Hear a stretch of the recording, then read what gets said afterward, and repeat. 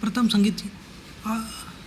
संगीती house आनंद याचे स्पष्टीकरण केले तर फारच चांगले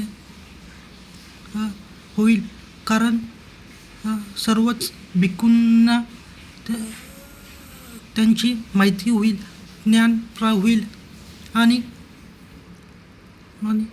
येणाऱ्या पिढीला त्याचे स्पष्टीकरण पण होईल. नसतं यावर वादविवाद होत राहतील. पुढे असं न व्हावं म्हणून हाऊस आनंद कृपा करून त्याचं स्पष्टीकरण कर.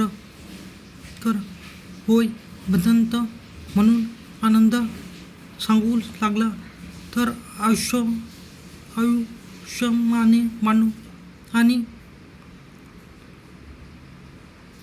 पूजनीय स्तविरण मी तथागताच्या तोंडून जे ऐकले तेच आपणास सांगत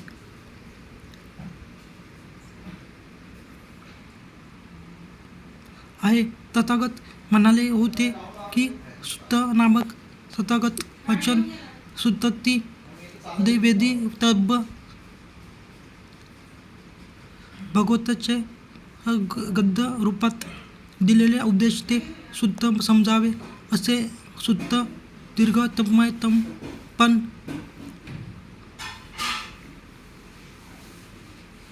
आहेत आणि काही लहान पण आहेत, तर काही लहान दीर्घ मध्यम पण आहेत, तर काही संयुक्त आहेत, अर्थात मिश्रित. अशा मिश्रणाला संघातक अर्थात गेह्य म्हणतात. तर काही उपदेश व्याख्यापरक आहेत, जसे चित्त चेतसिक कुशल धम्म त्याची केलेली व्याख्या अथवा सारिपुत्र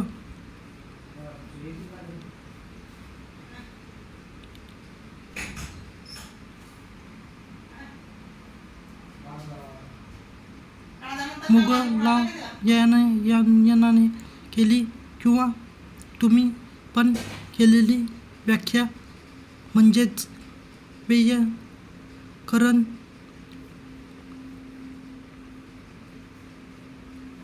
याला आपण अभिधम्म सुद्धा म्हणू शकतो आणि केवळ पदघच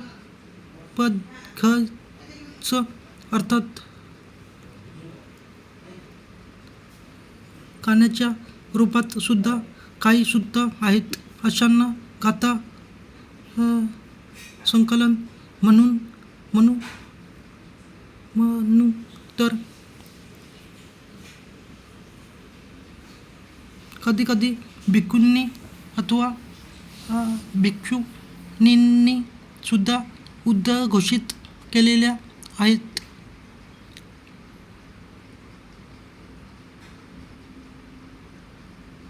किंवा सुत्तांना निष्पन्न करण्यासाठी कधी तथागताने काव्यरूपात पण त्या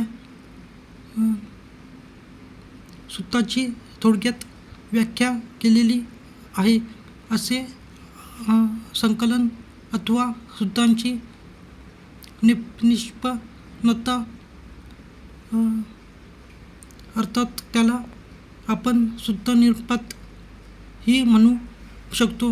यालाच गाथा म्हणतात.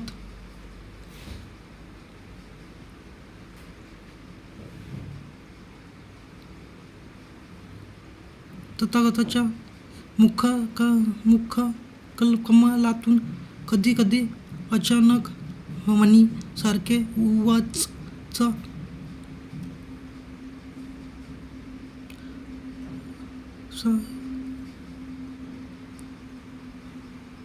निघाले आहेत. अर्थात असे उवाच म्हणजे उद्दान. मी एक उदाहरण म्हणून सांगतो की एकदा भगवान श्रावस्तीतील जेतव नारामात विहार करीत होते त्यावेळी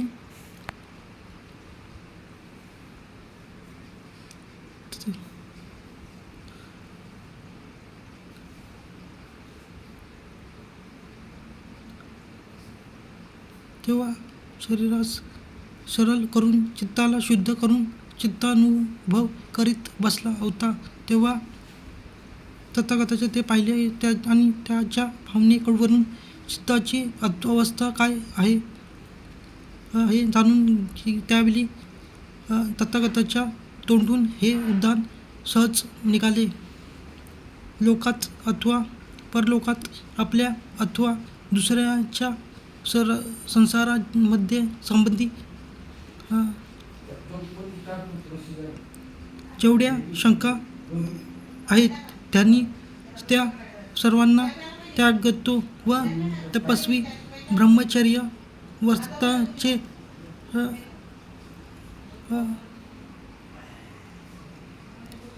पालन करतो.